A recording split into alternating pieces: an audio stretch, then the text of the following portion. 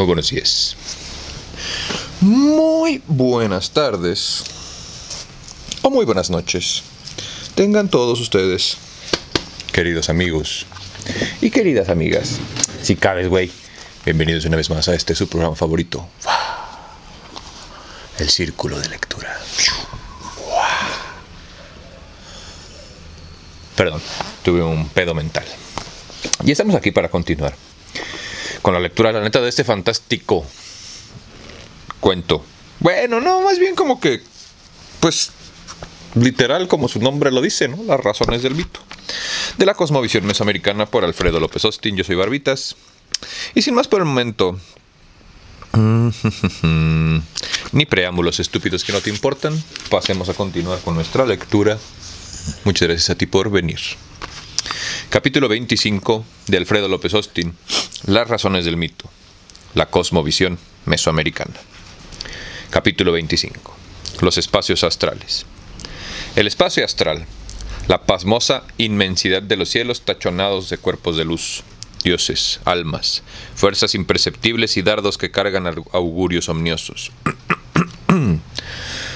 Pero no todo espacio astral es sidéreo, porque la gran bóveda se proyecta en este mundo provocando un reflejo espectacular en miniatura. Cuando menos así lo han creído una multitud de pueblos en el planeta. En el viejo mundo se leía en la tabla esmeraldina: verdadero sin falsedad, cierto y muy verdadero. Lo que está abajo es como lo que está arriba, y lo que está arriba es como lo que está abajo, para realizar el milagro de la cosa única. En nuestro continente rigieron creencias similares. Ay, güey. Los mesoamericanos también quisieron ver sobre la superficie de la Tierra que en su mundo repercutieran las alteraciones que perturbaban el orden puntual del espacio abierto. La obsesión por el cielo es notoria. La mitología tiene como protagonista al Sol, el rey, el creador del tiempo mundano. La luna pierde sus miembros, así como la menguan sus fases en el firmamento. Ambos, Sol y Luna, forman la pareja arquetípica de los opuestos complementarios. Las estrellas son para el mito la multitud de víctimas superficiales. Los 400 flecheros devorados por Itzpapalotl, los 400 guerreros derrotados por Huitzilopochtli, los 400 jóvenes ebrios sobre los que Zipacná derribó el techo de la casa. Venus, como serpiente emplumada, formará al hombre de huesos y cenizas mezclados con su sangre. Paréntesis cultural, güey. Hay un tema filosófico muy interesante del cual no voy a hablar ahorita, que es 1, 2, 3, 4, según nuestros antiguos. Y para ellos el 4 es el número del infinito, güey. Por eso el 400. Por eso tanto uso del 4 y sus múltiplos, porque el 4 era lo que utilizaban para representar como que este espiral que utilizamos nosotros ahora, vaya, güey. ¿Por qué? La neta, tendríamos que hacer un video aparte y pues, ahorita no. El mesoamericano vio al cielo al ojo desnudo. Bastaban 2 varas cruzadas en aspa para observar el movimiento de las estrellas. Una simple manta delgada de algodón, tendida sobre 4 varas enhiestas, sirvió al rey de Texcoco, Nezahualpilli, en las reuniones con los astrónomos de su corte. Hubo en Chichén Itzá y en Monte Albán observatorios en cuyos muros había vanos que permitían ubicar con precisión puntos en el firmamento, y grutas en Teotihuacán y en Xochicalco, con largos tiros que dejaban pasar la luz en días precisos. Se observaban así los cursos del Sol, la Luna, Venus, Marte, Júpiter. Se identificaban asterismos como el crótalo de la serpiente o el alacrán, y se medían los erráticos cursos de los cometas y los pasos de los eclipses. O sea, imagínate, güey. Ya leían los eclipses y, bueno, X. La luna fue sin duda el primer y más notable marcador de lo oportuno. Los cursos estelares guiaban a los recolectores, cazadores, en sus viajes de tiempos medios. Después, los agricultores tuvieron en los astros el cronómetro que uniría en el calendario los fenómenos naturales con las actividades agrícolas, las plegarias y los ritos. Era evidente que los dioses llegaban a la tierra, cambiaban el rostro de las cosas y hacían brotar la riqueza con el paso regulado de los astros. Pero los astros también actuaban directamente sobre las cosas terrestres. La luna era una vasija llena que vaciaba su líquido con el ritmo de sus fases.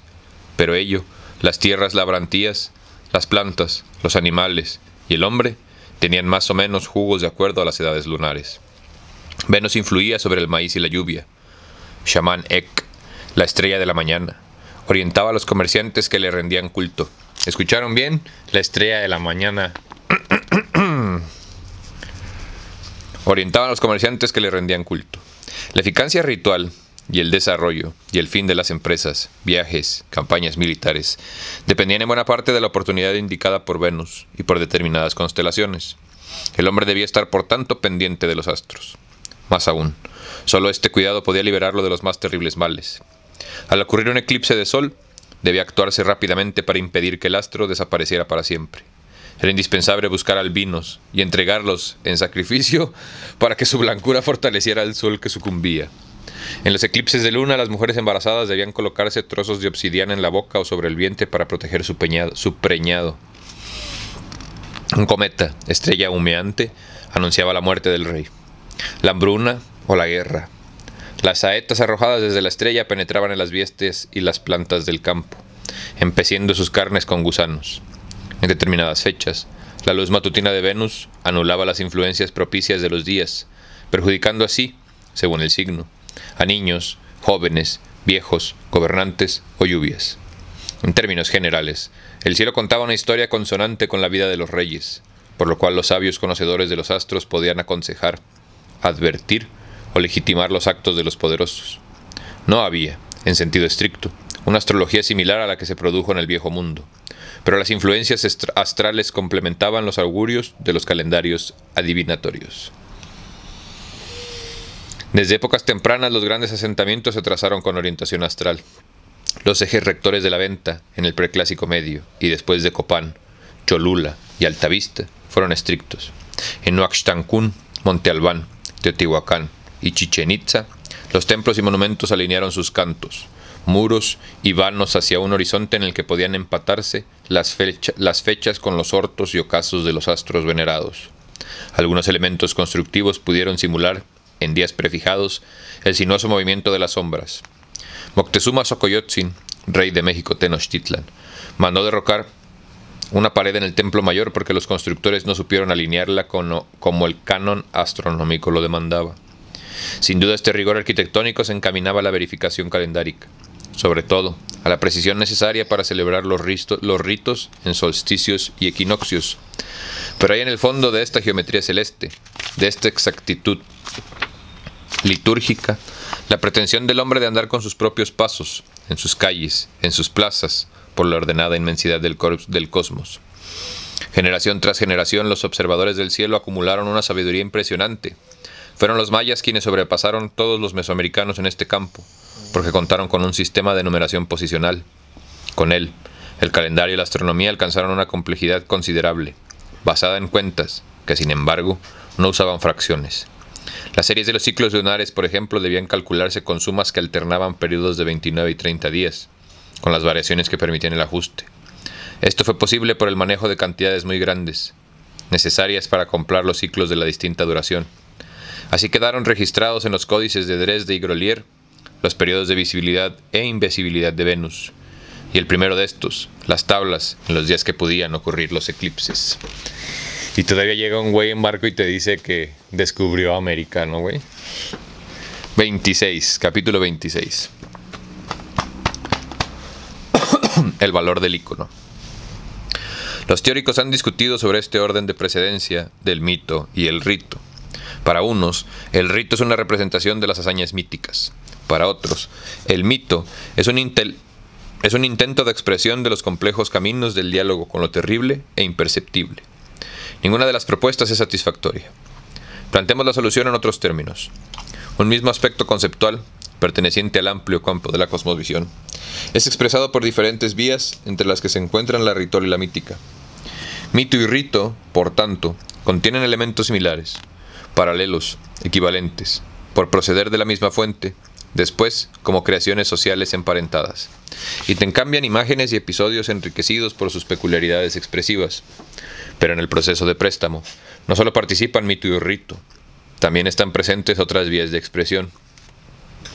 En efecto, el mito y el rito son respectivamente excelentes formas de verbalización y acción, pero las acompañan y enriquecen imágenes visuales, pictóricas, escultóricas, cinéticas como las dancísticas, y sonoras o musicales. Pese a que solemos atribuir preeminiscencia a la palabra, el hombre utiliza muy diferentes vías para externar los mismos sentimientos y pensamientos porque busca, en cada vía, matices que le son exclusivos.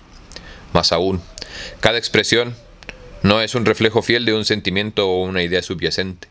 Es el propio momento de la creación. El emisor modela, de nuevo, su interioridad anímica, pues su contacto con la materia devela, reinventa, corrige o afirma. Ninguna de las vías de expresión parece ser suficiente. Todas son complementarias. Todas proceden de una colectividad social que pretende comunicarse plenamente. No es extraño, por tanto, que conozcamos por una pintura o una escultura muchos detalles valiosos de un mito que no llegaran por la palabra. En la imagen visual puede haber una clara geometría cósmica.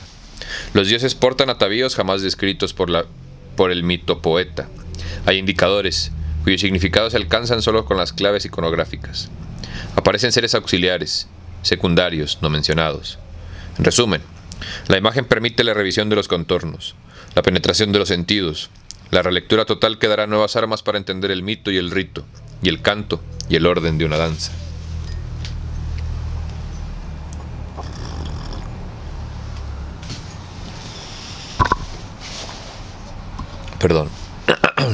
Resulta comprensible que la iconografía sea una magnífica fuente para el estudio del mito. Veamos un caso de breve explicación. Hay dos escenas en códices mixtecos que se refieren a un suceso anecuménico semejante. En el códice Seldén 2, o rollo Seldén, aparece a superposición la de 9 pisos celestes con una hendidura vertical, central, marcada con huellas de pies, que indican que un personaje llegó hasta el piso superior. El personaje tiene los atavíos propios de la serpiente emplumada, y está sentado entre el padre y la madre, cuyos nombres calendáricos, ambos se llaman uno venado. Están dibujados junto a ellos, en la lámina 48 del Códice Vindomenensis Mexicanus 1, el personaje que ha viajado al cielo está desnudo, y se encuentra sentado entre la dualidad suprema representada aquí, no por el padre y la madre, sino por dos ancianos. Su oposición complementaria marca, entre otros símbolos, por sus tocados. Su oposición complementaria se marca, entre otros símbolos, por sus tocados. Uno de ellos posee un largo penacho de los seres celestes. Entendamos que son el dios del cielo y el dios de la tierra. Ambos otorgan al viajero las insignias propias de la serpiente emplumada. Inmediatamente, al pie de la escena, el cielo se abre para mostrar 2 veces el descenso del investido, ya totalmente previsto de las insignias que recibió de la dualidad.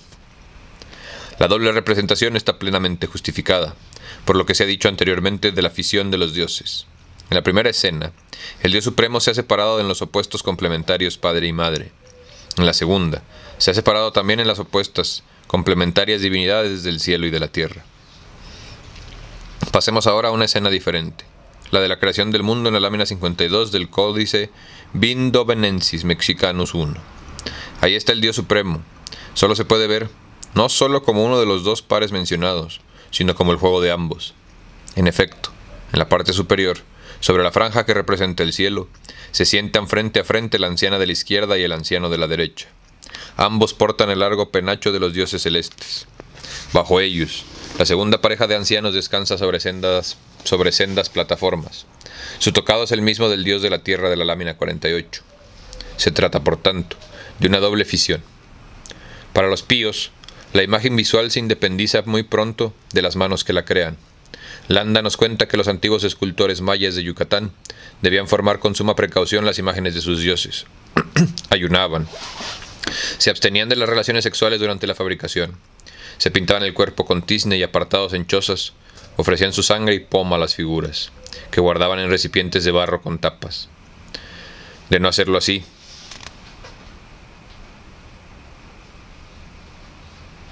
sobrevendían en ellos o en sus familiares graves enfermedades o la muerte. ¿Por qué tal temor? Recordemos que los dioses eran fraccionables. Una imagen fiel atraía una porción de esencia divina y se convertía en su recipiente. El devoto podía venerarla y orar ante ella, como si estuviera frente a la persona divina, pues algo de ésta se encontraba guardada en la efigie.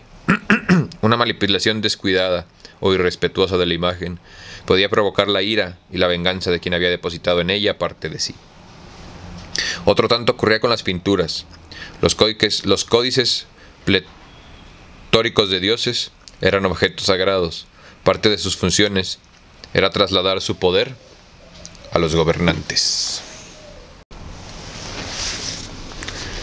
Capítulo 27. La magia y la adivinación. Quien concibe un entorno abarrotado de personas invisibles y desea actuar con la mayor eficacia sobre la tierra, dispone de dos planos. En el primero toma en cuenta solo la parte perceptible de los seres. En el segundo, en cambio, va al fondo oculto, personal, siempre. Para establecer diálogo entre voluntades. Espera resultados mucho más cabales quien opera simultáneamente en las dos vías. Pero actuar sobre y desde el plano imperceptible es necesario poseer los conocimientos suficientes, el estado corporal y anímico adecuado, y con frecuencia una buena dosis de valentía para arrostrar las consecuencias del enfrentamiento del error. Este trato es conocido con el nombre de magia, y se diferencia de la religión por la posición de la gente. No se subordina a las personas sobrenaturales con las que se comunica, sino que obra de igual a igual, y en ocasiones con la osadía o la autoridad de un ser superior. La distinción entre magia y religión no siempre es clara, pero la actitud soberbia origina técnicas de comunicación diferentes a las religiosas. Por ejemplo, en el campo de las oraciones, la deprecación respetuosa propia de la religión difiere de las fórmulas duras de la imprecación mágica. Los objetivos perseguidos por la magia eran múltiples de lo más variado. Por ejemplo, se consideraba indispensable por este medio atenuar los peligros y habilitar los recursos para abrir terrenos al cultivo, construir una casa, emprender un viaje, cortar árboles, cazar, pescar, castrar panales, cosechar las plantas y fabricar hornos de cal o baños de vapor. Sin ritos mágicos, la nueva casa era inhabitable, pues los postes no domesticados conservaban la ferocidad del bosque. El horno de cal, de igual manera, carecía del poder de convertir el lo pétreo en terroso.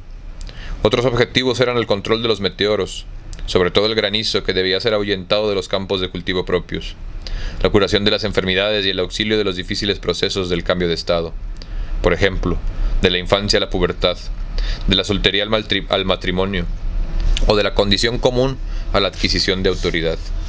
En un lugar especial se situaba la hechicería, recurso para causar maleficios sobre los seres humanos o sus propiedades en una amplia gama que comprendía la inducción al amor, la enfermedad, el daño y la muerte. Tal variedad de objetivos hacía muy diverso el ejercicio de la magia. El lego pronunciaba un breve conjuro o realizaba una acción sencilla cuando creía encontrarse en peligro. El campesino podría recurrir a actos más complejos para impedir que cayera sobre él el árbol que cortaba.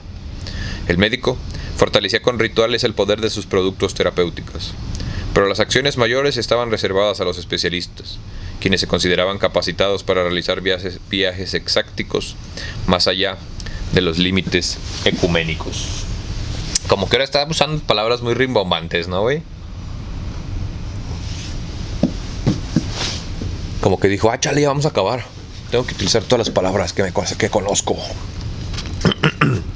Los estados místicos se alcanzaban con el rito, la penitencia, el ayuno, la abstinencia sexual, la prolongada vigilia, la hemorragia profusa y la ingestión de peligrosos productos psicotrópicos, usados en considerable variedad por los mesoamericanos.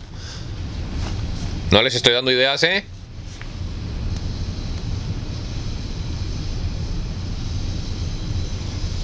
Al respecto, nos dice de la Serna: en acabándose de sangrar se adormecían, y les daba como un éxtasis, y en el transportamiento y desmayo de la sangre o cansancio del camino, se les antojaba que les hablaba el dios a quien se iba a ofrendar el que se iba a ofrendar, o el ídolo a quien hacían aquella penitencia. Los conocimientos especializados se adquirían por un prolongado aprendizaje, pero también era frecuente que el mago creyera obtener sus poderes y sabiduría por la designación divina y la revelación. El llamado de los dioses era en ocasiones terribles. En el caso de los Tecihuilatzque, los que arrojan lejos el granizo, un rayo golpeaba al elegido que debía dedicar su vida al control de los meteoros y a la curación de las enfermedades de naturaleza acuática. En términos más precisos, el rayo lo mataba y era regresado al mundo con la misión de servir a los señores de la lluvia. El recurso más usual era el conjuro. Una de las colecciones más importantes de textos es el Ritual de los Bacabés, conjunto de 68 oraciones escritas en maya yucateco. En términos de muy difícil interpretación, muchas de las oraciones son terapéuticas. El manuscrito es de finos del siglo XVIII, copia de un códice más antiguo, posiblemente del XVII o anterior. En Nehuanáhuatl es famoso el Tratado de Hernando Ruiz de Alarcón, del siglo XVII, colección formada en la persecución de los cultores de la religión indígena. Ruiz de Alarcón tradujo los conjuros y proporcionó una amplia información sobre el significado de los mismos. Lejos de ser conjuntos de palabras sin sentido, como pudieran parecer en una primera lectura, se descubre en ellos una retórica en la que el mago se revelaba como poseedor de una interioridad anímica poderosa. Así, identificado, expresaba su familiaridad con el ámbito imperceptible, invocaba a los seres adversarios, como las enfermedades, y aliados, como las medicinas, por sus nombres personales secretos. Instaba el auxilio a sus aliados y amenazaba al enemigo. En resumen, usaba el nahualtolli, lenguaje del oculto. Si alguien la leyó, las enseñanzas de Don Juan, estas últimas frases le van a haber caído así de que tin, tin, tin. Si no, lo va a conseguir y este año lo vamos a leer. Como en el caso de la magia, la adivinación se ejercía en distintos niveles, y tanto por legos como profesionales. Muchos de los procedimientos eran similares, pero la diferencia radicaba en que el trato personalizado con lo imperceptible no era predominante. El fin era conocer el futuro, el presente oculto y el pasado remoto. Los recursos más utilizados formaban tres grupos. El primero, ejercido por sacerdotes especializados, era la lectura de los libros de los destinos, de los que se ha hablado anteriormente. El segundo era el viaje exáctico, en el cual el místico se colocaba fuera del mundo y de su transcurso temporal, en las regiones divinas del tiempo siempre presente. El tercero era la formación del microcosmos que, a manera de modelos simples de una realidad tremendamente compleja, permitían una lectura rápida de los procesos que se estaban dando en el mundo. Así, un atado de cuerdas que era arrojado al suelo indicaba con la posición de cada cabo el estado del paciente. Cuerdas y enfermo padecían en ese instante los efectos de las mismas fuerzas cósmicas. Era similar al mensaje de un puñado de granos de maíz lanzado sobre un lienzo blanco en cuyas esquinas se colocaban 4 objetos que hacían las veces de árboles cósmicos. En pocas palabras, era la versión mesoamericana del primer enunciado de la tabla esmeraldina. Que esa tabla esmeraldina, güey, ahorita la pueden encontrar más fácil como las enseñanzas de Hermes Trimigenio. Hermes, no sé, güey, es un halcón el vato, güey. Y magia, alquimia y todas esas ondas esotéricas, güey. Hermes Trimigesto creo que es, güey. Y es esa misma enseñanza de lo que es arriba es abajo, la dualidad de la que hemos venido hablando siempre, el hombre, la mujer, la luna y la noche, los ciclos de la vida. No sé, güey, vamos a acabar. De las enseñanzas de Hermes, también si les gusta un poco esto como de la filosofía y la magia y la alquimia, busquen un libro que se llama Kybalion, con K. K-Y-B de burro A-L-I-O-N. Kybalion. Es un libro que te encuentra, no que encuentras tú a él.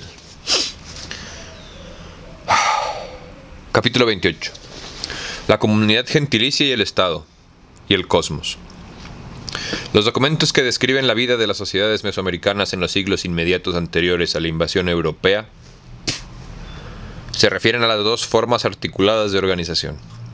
La forma básica correspondía a la comunidad integrada por el conjunto de familias que se creían descendientes de un antepasado común, generalmente agrupadas en un territorio. Sobre el conjunto de estas comunidades de barrio, se establecía un gobierno central del tipo estatal que organizaba la vida de las poblaciones autónomas. Ambas formas estaban articuladas y cada una de ellas tenía jurisdicción sobre particulares ámbitos políticos. Pese a la importancia organizativa de la comunidad básica, las noticias de las fuentes son pocas y vagas. Los documentos se refieren al calpulli de los nahuas, al siqui de los mixtecos, al chuctel de los mayas yucatecos, al amac de los quichés. Pero los documentos son un reflejo del poco interés que despertaron en los españoles los sistemas de organización indígena, que ellos tratarían de destruir rápidamente para imponer los propios. Excepcionalmente un autor, Alonso de Zurita, o Zorita, penetra en materia cuando informa a Felipe II, rey de España, sobre la organización de los pueblos nahuas en el altiplano central de México. Sin embargo, la obra de Zurita se ha prestado a dos distintas interpretaciones. Una que sostiene que la unidad del Calpulli era gentilicia y otra que afirma que en los estados desarrollados el Calpulli ya había perdido dicho carácter para convertirse en una demarcación administrativa del gobierno central. Considero que hay suficientes elementos para comprobar que, pese a la articulación de los Calputín con un estado tan poderoso como el mexica, estos no perdieron el fundamento religioso gentilicio que les daba la vida. ¿Cómo lo iban a entender, güey? O sea, ¿cómo iban a entender el concepto de algo que enseñara a la gente, güey, gratis cuando estos pendejos promovían la culpa, güey? ¿Cómo chingados querían que lo entendieran? Perdónenme que me prenda, güey, pero es que no mamen. La base económica de los Calpulli era la posesión comunal de la tierra. Bien comunistas, bien que estimaban como una donación del Calpulteotl, o dios patrono particular.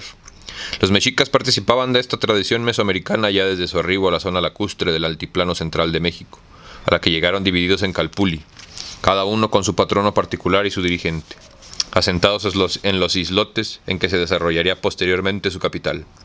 La tierra fue departida entre los diversos Calpulli, de tal manera que cada uno de los barrios que así se formaron perteneció a la comunidad gentilicia. El gobierno interno de cada comunidad parceló el territorio asignado para distribuirlo entre las familias componentes. Y esta base de tenencia de la tierra fue la que llegó a describir Zurita en los primeros años coloniales.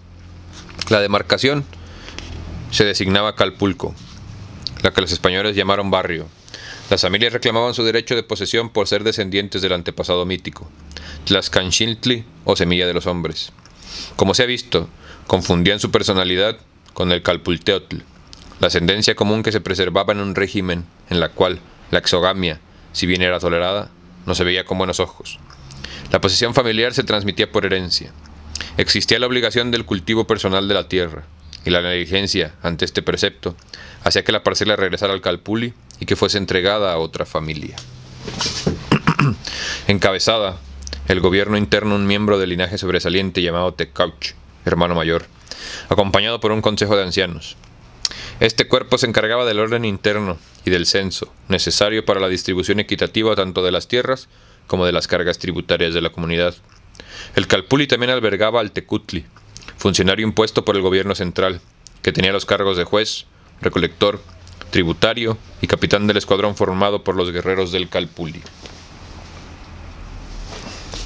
El estado, o Tlachtocayotl, era presidido por el Tlatoani, o rey, gobernante vitalicio, cuyo poder, sagrado, derivaba de Quetzalcóatl. Si bien el Tlatoani era electo entre los miembros de un linaje particular por un selecto grupo de nobles, su investidura implicaba una transformación que le otorgaba el carácter divino. Es interesante que el nombre de Altepetl, Aguacerro, designación propia del monte sagrado, también se daba al asentamiento humano y como una segunda proyección, al propio Tlatoani. Pero al ser el gobierno una proyección del orden cósmico, la cúpula del mando estaba ocupada tanto por el Tlatoani como por el Cihuascoatl, quien llevaba el nombre de serpiente femenina, de la diosa terrestre. El funcionario era varón también, de un linaje especial. Su cargo era vitalicio por designación del Tlatoani. Las principales funciones del Cilcoatl eran judiciales y hacendarias. Además sustituía al Tlatoani cuando éste no podía atender las propias, principalmente en el campo de batalla. O sea, era como un segundo a bordo, güey. Pero no le iban a decir subtatloatloani. El sistema dual se repetía en otros órdenes. El ejecutivo estaba comandado por dos generales, el Tlacatecatl y el Tlacochcalcatl, encargados respectivamente de la dirección de los hombres y la administración de armas y vituallas. El sacerdocio era presidido por el Quetzalcóatl Totectlamaxi y Quetzalcóatl Tlaloc Tlamacaxi, dedicado el primero al culto de Huitzilopochtli y el segundo al de Tlaloc, los dioses que ocupaban la cúspide de la pirámide mayor de México Tenochtitlan. La hacienda pública estaba en manos del Güey Calpixtli, mayordomo mayor, recaudador del tributo, y del Pelcalcatl, administrador de los fondos públicos. Sobre el orden estatal existía una institución de carácter judicial, la Excan Tlachtoloyan, el Tribunal de la Triple Sede, conocida comúnmente como Triple Alianza. La encabezaban los 3 estados más poderosos de la región lacustre, que en los últimos tiempos fueron Texcoco, México Tenochtitlan y Tlacopan. Ellos ocupaban sus puestos en representación de los 3 grupos étnicos predominantes. Su número tenía por modelo la distribución del dios del fuego en el cosmos, en los cielos superiores, como luz celeste, sobre la superficie de la tierra, como sol, y en el inframundo como resucitador de los astros muertos. El poder de las 3 cabezas era tal que las funciones judiciales de la institución quedaban rebasadas política y militarmente, con lo cual el tribunal se convirtió en un órgano dirigido a la expansión y conquista. Esto llevó a los ejércitos aliados, victoriosos, de mar a mar y del altiplano central de México a las fronteras guatemaltecas. Algo que sí es cierto y está perfectamente bien registrado, güey, es cómo las diferencias de gobierno y religiosas entre los que llegaron en barco y los que ya estábamos aquí eran, güey, o sea, impresionantes. Y esa es la queja que tenemos muchos hoy, güey, que no fue conquista, fue genocidio, que fue un atraso a la cultura, al tiempo, a la investigación, güey, a la línea de pensamiento, a la filosofía, a la fisiología, a la sociedad, güey, o sea, a todo, güey. ¿Y cómo podemos nosotros contemporáneos alzar la voz y decir, bueno, ¿no? Ya estuvo, fuck this shit, continuemos en donde estábamos, güey? Yo soy de la teoría que no podemos negar que perdimos, tenemos que aceptarlo y abrazarlo, pero también renacer como una nueva visión, güey, ¿no? De juntar todo lo que aprendimos del colonizador y todo lo que vamos a aprender de los colonizados. Esa es mi sugerencia. Ah, ya vieron cómo la luna en Acuario, ¿eh? Puras mamadas. 29, capítulo 29. La cosmovisión y el mito como fundamentos del poder. La cosmovisión no es una construcción social que se uniforma que uniforma el pensamiento de sus creadores. Es, en cambio, una palestra que establece los parámetros de intercambio de acciones y discursos entre los miembros de una colectividad. Clases, grupos e individuos coinciden, colaboran, disienten, se enfrentan e incluso chocan fundados en ideas, opiniones y reglas eficaces para la comunicación aún en los momentos críticos. La cosmovisión surge de un lecho práctico de múltiples contradicciones que le imprimen sus caracteres. Fueron 2 las formas de organización política que adoptaron los estados mesoamericanos.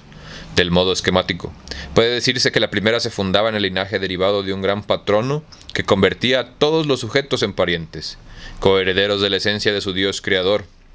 El soberano era el hermano mayor de sus súbditos, independientemente del territorio que estos ocupasen, y su cercanía al legado del patrono era tal que adquiría caracteres divinos. La segunda forma de gobierno, más desarrollada políticamente, no eliminó la primera, pero se impuso sobre ella para gobernar sobre pueblos diferentes, basada en un régimen que se aplicaba a todos los ocupantes de su territorio. Carecemos de información suficiente para saber cuándo empezó la forma de gobierno territorial. Hipotéticamente, se remite su origen a la gran ciudad de Teotihuacán, en la cual existen pruebas de población étnicamente heterogénea. Uno de sus barrios, por ejemplo, estuvo formado por generaciones de teotihuacanos de origen zapoteco. Otro barrio tenía población que ha sido identificada con pueblos de Veracruz, tras la caída de Teotihuacán. La pluternia, ¿la qué? Sí, la plurietnia de algunas ciudades poderosas hizo más evidente. Paréntesis cultural, nadie sabe cuándo se formó Teotihuacán, güey, ni cuándo desapareció la gente de ahí. En el centro de México destacan durante los siglos 8 y 9 las ciudades de Xochicalco y Cacaxtla, y ambas manifiestan una impresionante presencia de culturas diferentes. La segunda de ellas desarrolló un estilo artístico en el que se funden los elementos de las tradiciones teotihuacana y maya. Durante el posclásico, aumenta el número de poblaciones pluriétnicas. La superposición del régimen territorial sin descomponer el régimen de sangre hacía que las ciudades se dividieran en barrios que conservaban su religión, lengua, profesión y costumbres, comunidades cerradas. Todos los barrios participaban en la vida común del gran asentamiento. No fueron raros los casos en que el gobierno era dual, con reyes de las etnias más importantes del asentamiento. La mayor institución, la Excam Tlachtoloyan, Fue de extraña composición, pues se establecía sobre estados diferentes, bajo la dirección de 3 estados de régimen territorial, cada uno de los cuales representaba al mismo tiempo una extensa y dispersa población de carácter étnico.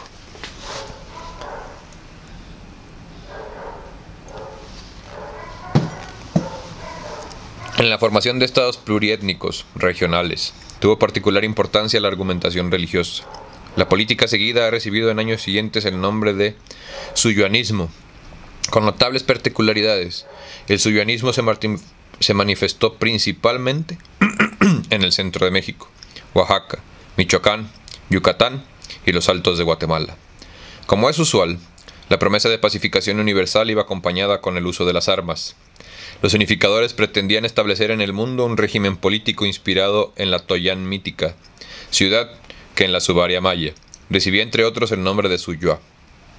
La figura divina predominante, el complejo ideológico, era la serpiente emplumada, Quetzalcóatl en náhuatl, Cuculcán en maya yucateco, Gucumatz en quiché, etc., creador de los seres humanos. El dios podía penetrar en los cuerpos de los reyes para convertirlos en sus voceros sobre la tierra. Fueron los casos del rey tolteca Quetzalcóatl, personaje legendario que gobernó en Tula, Terrena, en el centro de México, de Co, Sau, rey mixteco, y de otros gobernantes milagrosos. La elección del creador de los hombres como figura religiosa y política central se ajustaba al mito.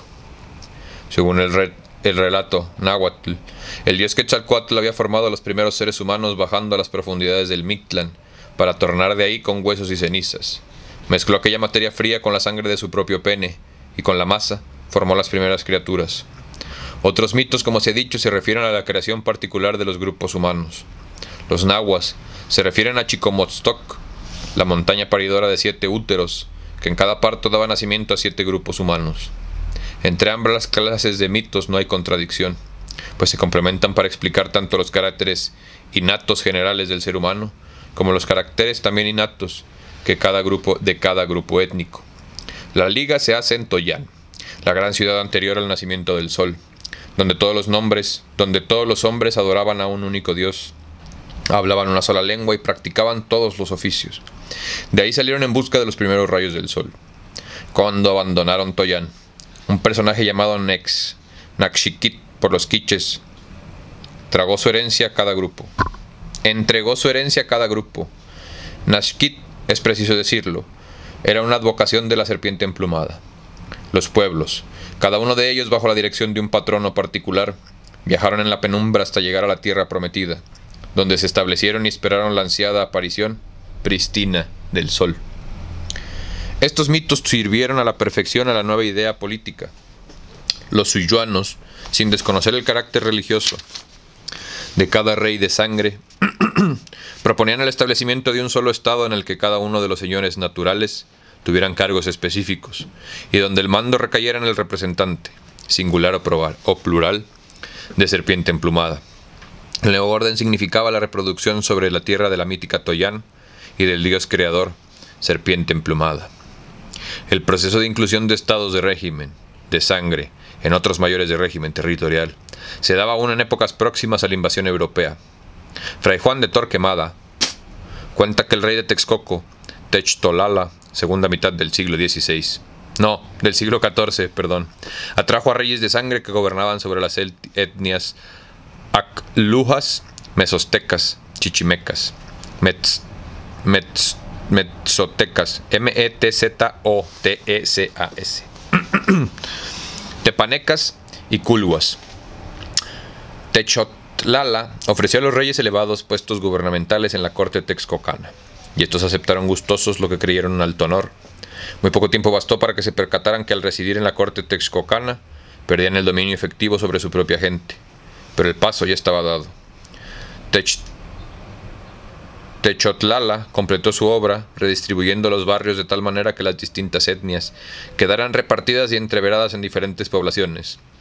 La separación territorial fue así un obstáculo a cualquier intento de revuelta. Como ahorita, básicamente.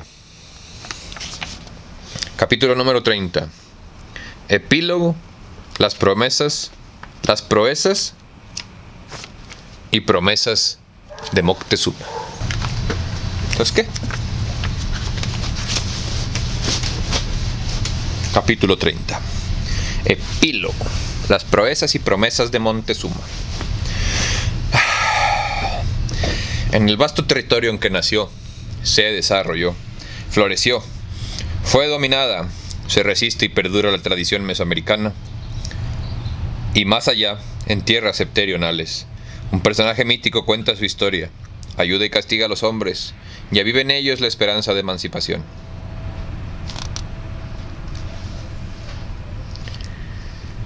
Se presenta con los ropajes de patrono, fuertemente vinculado a cada etnia, y algunas de sus aventuras son gestas particulares de cada región. Pero sin duda, su dominio es más prolongado, y los episodios se acomplan de tal manera que permiten ir formando el gran rompecabezas de su fantástica biografía. Hablan de él zapotecos, tepehuas, totonacos, tarascos, nahuas, mayas peninsulares, lacandones mixes, chontales oaxaqueños, popolcas poblanos, chimantecos en el distante norte, papagos, pimas, tehuas, zuñis y muchos otros pueblos, por lo que recibe entre numerosos nombres: los de Juan Tutulxiu, Antonio Sihuangua, Xigú, Condoique o Condoy o Conghoy, Congun, Fanecantzin, Ndea, Itoy, Poyemeu o Poyanqui, Juan López, El Batap Tarasca, Huitzilopochtli, Mazatzin. Entre todos estos nombres se destaca el de Montezuma, Moctezuma, Montizón o Santosoma, que lo liga en forma extraña con el rey mexica que tuvo el infortunio de recibir a los invasores europeos. Como el Moctezuma histórico, casi siempre es rey, virrey en algún caso, como el de los chinantecos o bataba en algún relato maya. También suele ser huérfano o hijo de madre virgen o padre desconocido, lo cual hace que los guasabes lo consideren bastardo. En un tiempo remoto antes del amanecer del mundo, luchó contra el agravio y el acoso de invasores. Fue acorralado por grandes peligros y huyó milagrosamente ante el asombro de sus enemigos. No siempre, pues Juan López fue decapitado. Su huida fue subterránea, pues abrió un túnel que penetró en el fondo del mar o en las entrañas de las serranías. Pero dejó una herencia, una promesa, un cargo, señales que atestiguan su existencia y para ciertos pueblos, una vigilancia permanente de auxilio o escarmiento desde su casa, distante o en sus retornos cíclicos.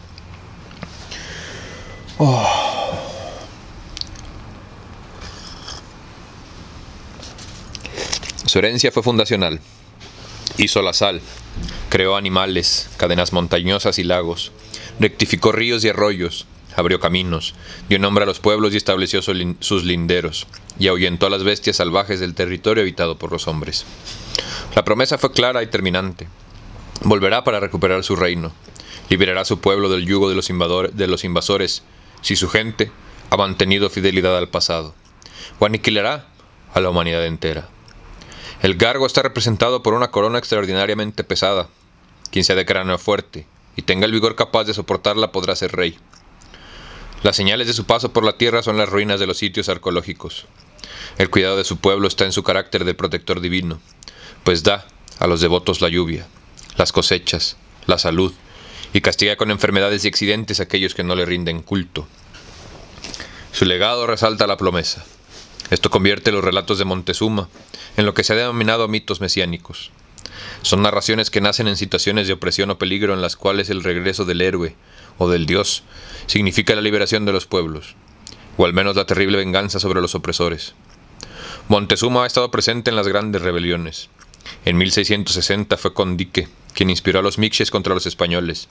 En el mismo año, Congun salió de la Casa Encantada para dirigir a los zapotecos. En 1680 tanto Montezuma como Ponceyemu fueron mencionados muy al norte, en la región de Santa Fe, cuando muy diversos indios pueblos de Nuevo México echaron de su tierra a los dominadores. La tradición arropa héroes de carne y hueso. En 1761 se levantó en armas y fue ejecutado en Campeche el maya Jacinto Uc de los Santos, quien en este año llevó el nombre del rey Jacinto Uc Canec Chichán Moctezuma. De él sí he visto su estatua para que vean, güey. El mito ha sido una respuesta ideológica contra el dominio, la explotación, El despotismo, la marginación y la pobreza de los pueblos indígenas han padecido durante 5 siglos. Hasta donde podemos saber, no hubo mitos de este tipo en la antigua Mesoamérica. Existieron mitos escatológicos, puesto que la creación del mundo suponía que los dioses algún día se hartarían de él. Tal vez por esto hoy la promesa de salvación sea acompañada o sustituida por el retorno de un rabioso destructivo héroe que amenaza con el fin de la humanidad a los oprimidos, si estos se han dejado vencer por la desesperanza. Vendrá entonces la inversión cósmica en la que brotarán los seres del inframundo. Moctezuma tiene características divinas. Una de ellas es que puede hablar todas las lenguas del mundo. Posee un ejército de gente que, como él, pertenecen a las generaciones prehumanas, que poblaron la tierra antes de la salida prístina del sol, y que, como él, tuvieron que protegerse en las profundidades del efecto endurecedor de los primeros rayos. Hay quienes lo imaginan gigantesco. Estos seres construyeron los grandes templos durante el tiempo de la penumbra. No tenían que cargar las piedras, pues éstas se movían dóciles ante las instrucciones recibidas por medio de los silbidos de los constructores. Hoy viven con su rey, pero también están las efigies de piedra y de barro diseminadas en los sitios arqueológicos. En las noches oscuras su presencia se percibe en los ruidos que surgen de las ruinas. Cuando el rey huía, introdujo en la cueva gran cantidad de oro para establecer su reino. La capital del imperio está hoy bajo la tierra, comunicada por túneles, en medio de un lago, y en su centro se yergue un árbol que algunos definen como un mezquite. La ciudad subterránea se llama México. Ya me pone la piel chinita, güey.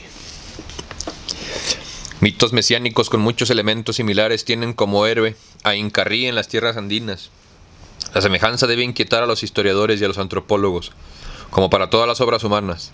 Las fuentes del mito son múltiples y diversas. Los mitos septentrionales y los meridionales deben ser cuidadosamente comparados para establecer el origen de sus similitudes y diferencias. Algunas similitudes pueden derivar de causas comunes. Por principio de cuentas, el mesianismo de estos mitos deriva de las condiciones de opresión que han sufrido los pueblos indígenas tras la invasión europea.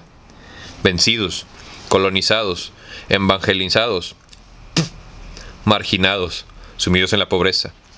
Su narrativa se integra con ingredientes de rabia y esperanza. Las antiguas tradiciones proporcionan estructuras, personajes y episodios. En efecto, estos mitos mesiánicos están formados en buena parte a partir de las mitologías americanas anteriores a la invasión europea. Así, integran el ejército de Montezuma los seres primigenios del tiempo anterior al sol, que tras los primeros rayos del arranque del tiempo mundano se ocultan en el inframundo. El retorno mismo tiene como parte de su inspiración el ciclo solar, la pesada corona de oro que se atreve a usar sobre su cabeza el bastardo Juave Ndea, o el pesado yelmo que usa el chiapaneco Juan López para defenderse de las balas enemigas, quedarán como divisas de gobernantes futuros. Los astros solares que sean capaces de retornar al mundo y la gloria suspendidos. El rey oculto en el inframundo toma el papel del dueño de la tierra, adorado hoy entre los totonacos como el que es simultáneamente padre y madre, y que desde el monte sagrado distribuye la lluvia, la fertilidad y la salud. No debe descartarse en los mitos mesiánicos del norte y del sur la común influencia europea. Hay que pensar que en muchas partes del mundo es recurrente la idea del rey que no muere y se retira bajo la tierra para continuar una existencia milagrosamente prolongada, tras prometer que algún día retornará y completará su obra. Tal vez sea este uno de los arquetipos cargados por la humanidad desde un pasado tan distante que su antigüedad, si la supiéramos, se nos antojaría increíble. España no fue ajena a estas concepciones. Cervantes no andaba lejos de ellas cuando escribió el Quijote. Pero hay otra fuente más que no siempre se toma en cuenta: el intenso contacto colonial entre Perú y México.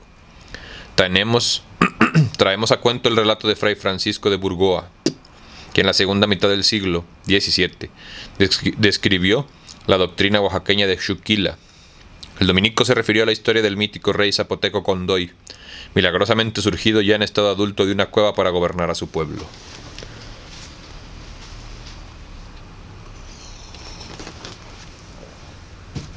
Puros pinches nahuales, güey. Cumplió su fin terrenal. Después, cansado de la guerra, volvió a su punto de origen con sus guerreros, cargado de excesiva cantidad de oro de los despojos de sus conquistas, y cerró la puerta por dentro. Continúa diciendo Burgoa que al conocer los españoles de esta historia, y movidos por el cascabel de oro, creyeron en el milagro y se dedicaron a buscar el encierro del rey. La búsqueda había sido emprendida por un hombre leído y con bastantes noticias de astrólogo que había corrido lomas del Perú y de este reino. El astrólogo y sus seguidores llegaron al lugar indicado por los cálculos del sabio viajero. Ahí cavaron durante 8 días sin encontrar rastros de su fingido tesoro. Así se resolvió la quimera en la que inventaron los autores del Condoy. Después de cansados y arrepentidos se volvieron todos. ¿Cuántos aventureros más, atentos a los relatos indígenas, repetirán sus búsquedas entre México y Perú? Y así se acaba, fíjate, súper anticlimático. Viene, pues básicamente la bibliografía, güey, ¿no? De todos los libros que viene. Albaixóchitl Fernando, de Historia de la Nación Chichimeca. Algo de su historia y cuentos y costumbres, San Pedro de Chenalco. Geografía y descripción de la parte septentrional del polo ártico de América.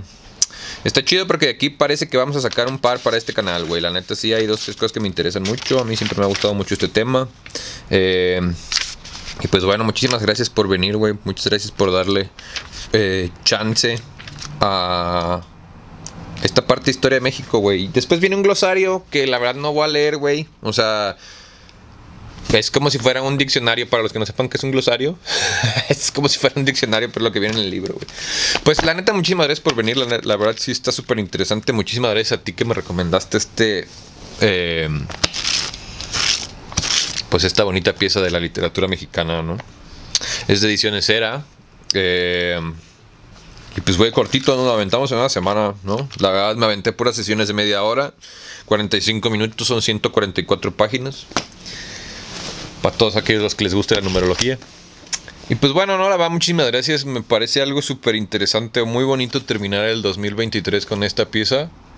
Bueno, yo terminar mi 2023 grabando esta pieza y que ustedes comiencen el 2024 con esta pieza en YouTube, güey. Muchas gracias por venir. Les recuerdo que si quieren pueden ser parte de este ejercicio de resistencia cultural como camaradas colaboradores. Solo le tienen que puchar ahí a suscribirse.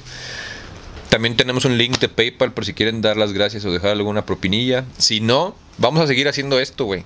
No hay nada que nos pueda detener. Esto es un ejercicio de resistencia cultural. Muchísimas gracias a ustedes por venir. Los invito a que pensemos, a que debatamos, a que hagamos debate de esto, güey. Díganme qué piensan, díganme qué saben, de dónde son, güey. Ya sabían, no sabían. Y bueno, definitivamente voy a buscar algo más de Alfredo López Austin. Muchísimas gracias a ustedes por venir a este ejercicio de resistencia cultural. Yo fui, seré Barbitas. Acuérdense que todo pase para que pasa. No, todo pasa para que pase lo que tenga que pasar. Y nos vemos a la próxima, mis chavos.